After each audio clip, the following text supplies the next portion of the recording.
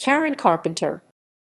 Karen Anne Carpenter, March 2, 1950, February 4, 1983, was an American singer and drummer who, along with her elder brother Richard, was part of the duo The Carpenters. With a distinctive three-octave contralto vocal range, she was praised by her peers as one of the greatest singers ever. Her struggle with and eventual death from anorexia would later raise awareness of eating disorders and body dysmorphia.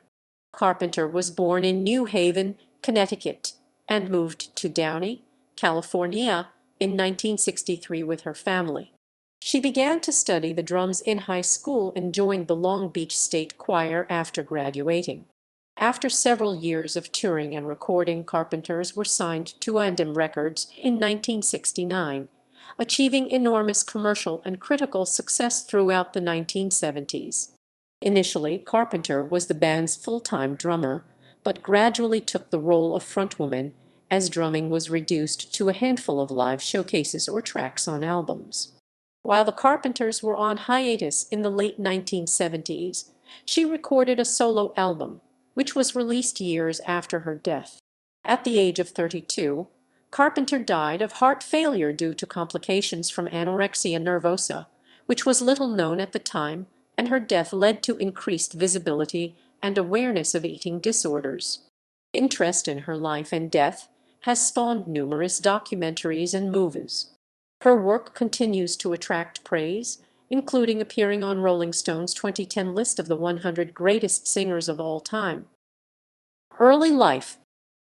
Karen Anne Carpenter was born on March 2, 1950, at Grace New Haven Hospital, now called Yale New Haven Hospital in New Haven, Connecticut, the daughter of Agnes Ewerney Totham, March 5, 1915, November 10, 1996, and Harold Bertram Carpenter, November 8, 1908, October 15, 19. Harold was born in Wuzhou, China, where his parents were missionaries. He was educated at boarding schools in England before finding work in the printing business. Carpenter's only sibling, Richard, the elder by 3 years, developed an interest in music at an early age, becoming a piano prodigy. Karen's first words were "bye-bye" and "stop it," the latter spoken in response to Richard. She enjoyed dancing, and by age 4 was enrolled in tap dancing and ballet classes. The family moved in June 1963 to the Los Angeles suburb of Downey after Harold was offered a job there by a former business associate. Carpenter entered Downey High School in 1964 at age 14 and was a year younger than her classmates. She joined the school band, initially to avoid gym classes. Bruce Gifford, the conductor who had previously taught her elder brother, gave her the glockenspiel, an instrument she disliked, and after admiring the performance of her friend and classmate, drummer Frankie Chavis, who had been playing from an early age and idolized jazz drummer Buddy Rich, she asked if she could play those instead. Carpenter wanted a Ludwig drum set because it was used by her favorite drummers, Joe Morello and Ringo Starr. Chavis persuaded her family to buy her a $300, the equivalent of $2,500 in 2020 Ludwig kit, and he began to teach her how to play. Her enthusiasm for drumming led to teaching herself how to play complicated lines and studying the difference between traditional and matched grip. Within a year, she could play in complex time signatures, such as the 54 in Dave Brubeck's Take 5. Carpenter was initially nervous about performing in public, but said she was too involved in the music to worry about it.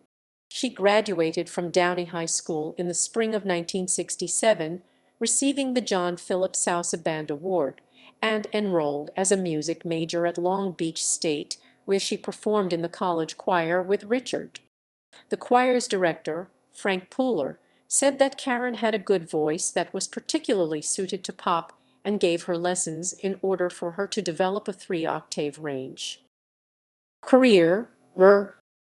The Carpenters' first band was 2+2, an all-girl trio formed with friends from Downey High. They split up after she suggested that her brother Richard join the group. In 1965, Karen, Richard, and his college friend Wes Jacobs, a bassist and tuba player, formed the Dick Carpenter Trio. The band rehearsed daily, played jazz in nightclubs, and also appeared on the TV talent show Your All-American College Show. Richard was immediately impressed with his sister's musical talent, saying that she would speedily maneuver the sticks as if she had been born in a drum factory. She did not sing at this point. Instead, singer Margaret Shanner guested on some numbers. The trio signed a contract with RCA Records and recorded 2 instrumentals, but they were not released. In April 1966, the Carpenters were invited to audition at a session with bassist Joe Osborne, well known for being part of the studio musician collective The Wrecking Crew. Though she was initially expected to just be the drummer, Karen tried singing and impressed everyone there with her distinctive voice. Osborne signed a recording contract with her for his label, Magic Lamp Records. He was not particularly interested in Richard's involvement. In 1967, Jacobs left the trio to study at the Juilliard School, and the Carpenter siblings were keen to try out other musical styles. Along with other musicians, including Gary Sims and John Betties, the siblings formed the group Spectrum, which focused on a harmonious vocal sound and recorded many demo tapes in Osborne's garage studio, working out how to overdub voices onto multitrack tape. Many of those tapes were rejected by record companies. The group had difficulty attracting a live following, as their sound was too dissimilar from the hard rock and psychedelic rock then popular in clubs. A&M Records finally signed the Carpenters to a recording contract in 1969. Karen started out as both the group's drummer and co-lead singer, and she originally sang all of her vocals from behind the drum set. She sang most of the songs on the band's first album, offering later retitled Ticket to Ride. Her brother wrote 10 of the album's 13 songs and sang on 5 of them. The opening and concluding tracks were sung by both siblings in unison. As well as drumming, Karen played bass, guitar on 2 songs, All of My Life and Eve, under Osborne's guidance. On All I Can Do, she played in 5/4 time, while Your Wonderful Parade featured multiple snare and bass drum overdubs to emulate the sound of a marching band. The track Ticket to Ride, a Beatles cover song that later became the album's title track, was released as the Carpenters' first single. It reached No. 54 on the Billboard Hot 100. Their next album, 1970's Close to You, featured 2 hit singles, They Long to Be Close to You and We've Only Just Begun. They peaked at number 1 and number 2, respectively, on the Hot 100. Because she was just 5 feet 4 inches 1.63 m tall, it was difficult for people in the audience to see Karen behind her kit. After reviews complained that the group had no focal point in live shows, Richard and manager Sherwin Bash persuaded her to stand at the microphone to sing the band's hits while another musician played the drums. Former Disney Mouseketeer Cubby O'Brien served as the band's other drummer for many years. She initially struggled in live performances singing solo, as she felt more secure behind the drum kit. After the release of Now and Then in 1973, the albums tended to have Carpenter singing more and drumming less, and she did become the focal point of all records and live performances. Bash said she was the one that people watched. Starting with the Carpenters' 1976 concert tour and continuing thereafter, she would perform a showcase in which she moved around the stage playing various configurations of drums. Her studio performances benefited from close miking that captured the nuances of her voice well. Though she had a 3-octave range, many of the duo's hits prominently feature her lower contralto singing, leading her to quip, "The money's in the basement." Carpenter always considered herself a drummer who sang. She preferred Ludwig drums, including the Ludwig supersensitive snare, which she favored greatly. However, she did not drum on every Carpenter's recording. She was the only featured drummer on Ticket to Ride and on Now and Then, except for Jambalaya. According to Hal Blaine, Karen played on many of the album cuts, and he played on most of the Carpenters' studio sessions when she did not play drums herself, but Karen was informed about Blaine's involvement, and she approved on the basis that she and Richard wanted hit singles. The duo were happy for Blaine to take the role in the studio, as he was a respected session musician, and it was easier to record Carpenter's guide vocal without it spilling onto the drum mics. Blaine complimented Karen's drumming skills, but believed her greatest strength was as a vocalist and thought himself more adept at working in a recording studio, which required a different approach from that of an onstage performance. On Made in America, Karen provided percussion on Those Good Old Dreams in tandem with Paul and Hoda Costa, and played drums on the song When It's Gone, It's Just Gone in unison with Larry London. In the mid-1970s, Richard Carpenter developed an addiction to quaaludes. The Carpenters frequently canceled tour dates, and they stopped touring altogether after their September 4, 1978, concert at the MGM Grand in Las Vegas. In 1980, Karen performed a medley of standards in a duet with Ella Fitzgerald on the Carpenters' television program Music, Music, Music. In 1981, after release of the Made in America album, which turned out to be their last, the Carpenters returned to the stage and went on some promotional tours, including an appearance for the BBC program Nationwide. Now was the last song Carpenter recorded in April 1982. Though Richard was concerned about her health, he still thought her voice sounded as good as ever. Solo. Carpenter released her first solo record, Looking for Love/I'll Be Yours, in 1967 on Osborne's Magic Lamp label. Only 500 copies were pressed, and the label folded shortly afterwards. In 1979, while Richard took a year off to treat his addiction, Karen made a solo album with producer Phil Ramone. The sessions produced music that was different from the usual Carpenters material, tending more toward disco and up-tempo numbers, with more mature lyrics and taking full advantage of Karen's upper vocal register. The album met with a tepid response from Richard and A&M executives in early 1980 and was shelved by A&M Records co-owner Herb Alpert, in spite of attempts by producer Quincy Jones to convince him to release the solo record after a remix. A&M subsequently charged Carpenter $400,000 to cover the cost of recording her unreleased album.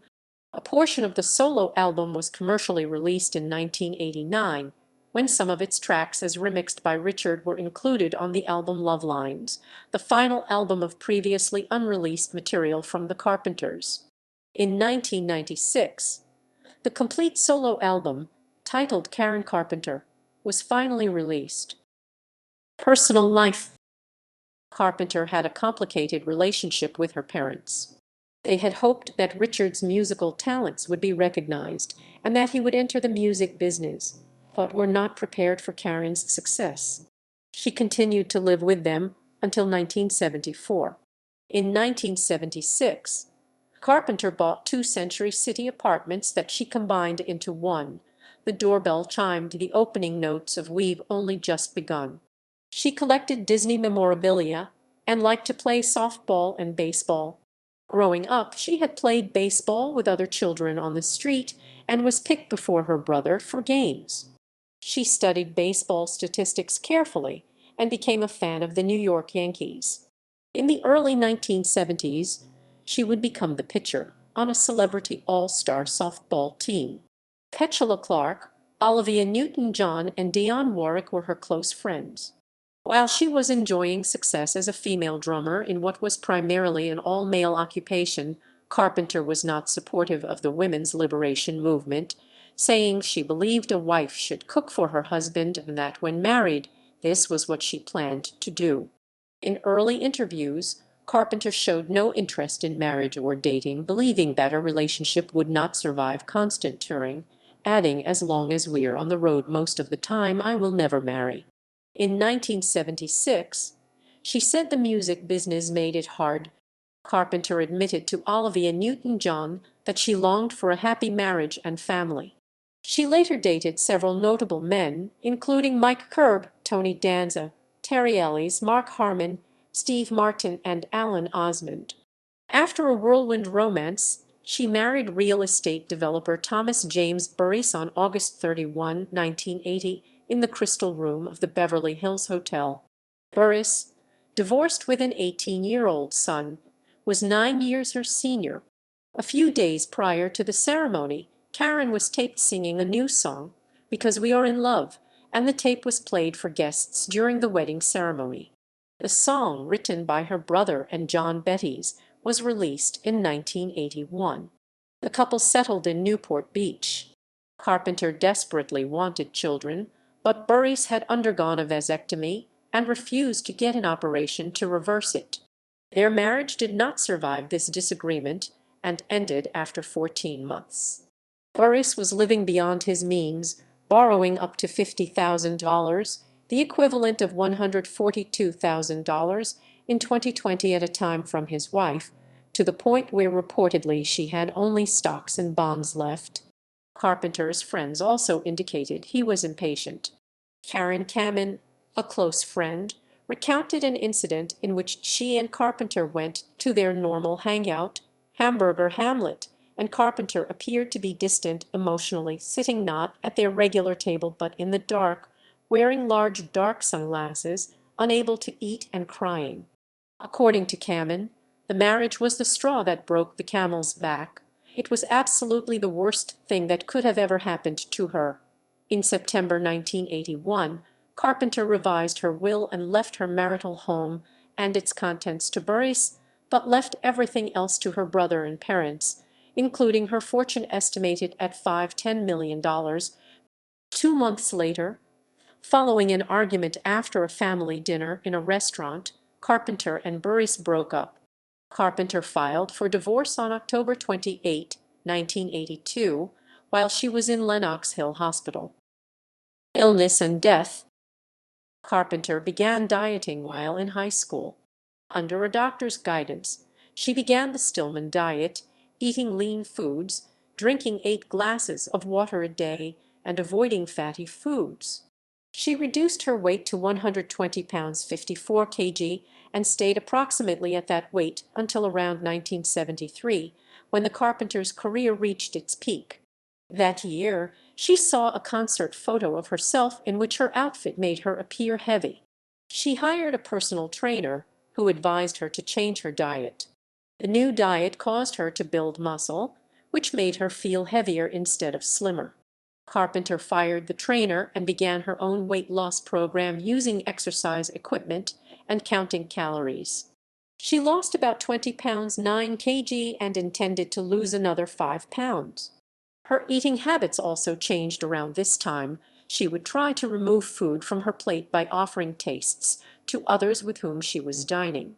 By September 1975, Carpenter weighed 91 pounds 41 kg. At live performances, fans reacted with gasps to her gaunt appearance, and many wrote to the pair to inquire what was wrong. She refused to declare publicly that she was in ill health. Richard later stated that he and his parents did not know how to help Karen. In 1981, she told Richard that there was a problem and that she needed help with it. Carpenter spoke with Cherry Boone, who had recovered from anorexia, and contacted Boone's doctor for help. She was hoping to find a quick solution to her problem, as she had performing and recording obligations, but the doctor told her treatment could take from 1 to 3 years.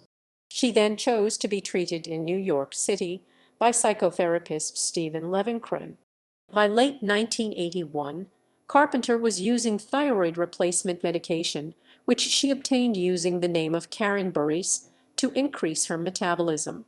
She used the medication in conjunction with increased consumption of the laxatives up to 80-90 tablets per night upon which she had long relied, which caused food to pass quickly through her digestive tract. Despite Levenkron's treatment, including confiscation of medications that Karen had misused, her condition continued to deteriorate, and she lost more weight. Carpenter told Levenkron that she felt dizzy and that her heart was beating irregularly.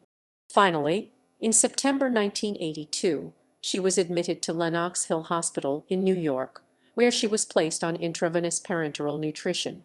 The procedure was successful, and she gained some weight in a relatively short time, but this put a strain on her heart, which was already weak from years of improper diet. She maintained a relatively stable weight for the rest of her life. Carpenter returned to California in November 1982, determined to reinvigorate her career, finalize her divorce, and begin a new album with Richard. On December 17, 1982, she gave her last singing performance in the multi-purpose room of the Buckley School in Sherman Oaks, California, singing Christmas carols for her godchildren, their classmates, and other friends. On January 11, 1983, she made her last public appearance at a gathering of past Grammy Award winners who were commemorating the awards show's 25th anniversary. She seemed somewhat frail and worn out, but according to Dionne Warwick, was vibrant and outgoing, exclaiming, "Look at me, I've got an ass." She had also begun to write songs after returning to California.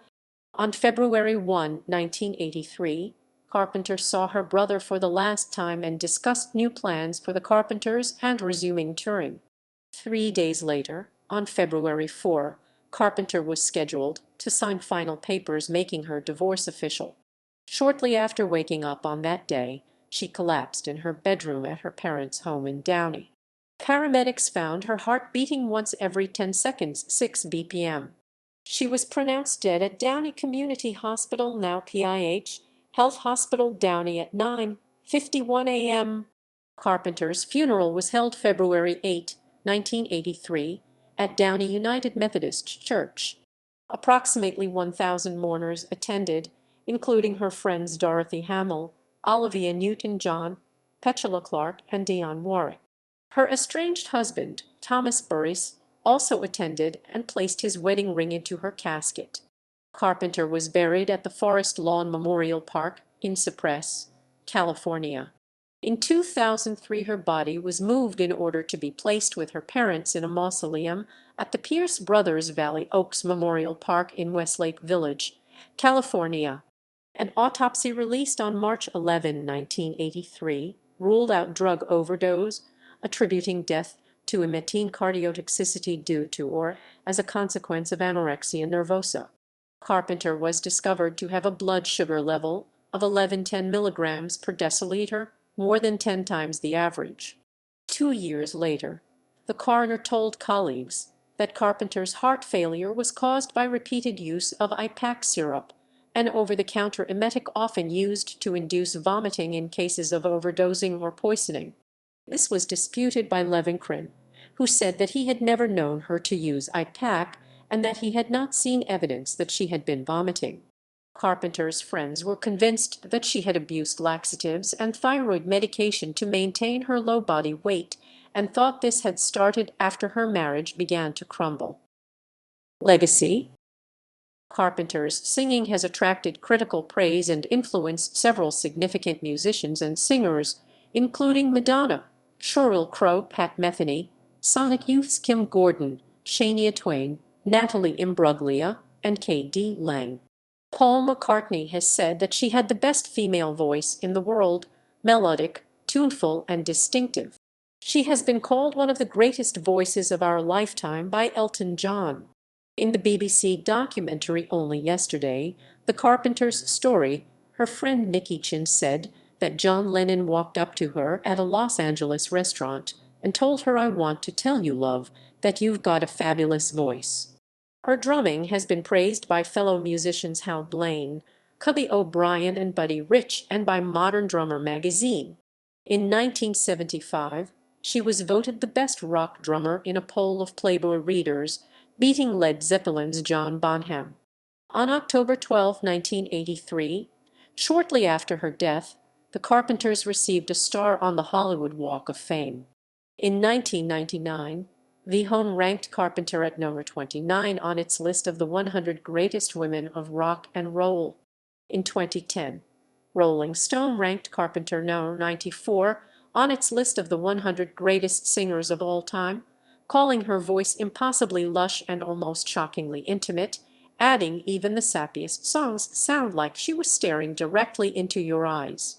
Carpenter's death brought media attention to conditions such as anorexia nervosa. The condition had not been widely known beforehand.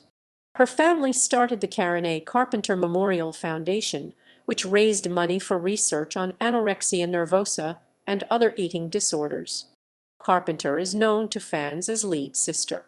This originated from a mispronunciation of lead singer by a Japanese journalist in 1974, and she later wore a T-shirt with the nickname during live shows.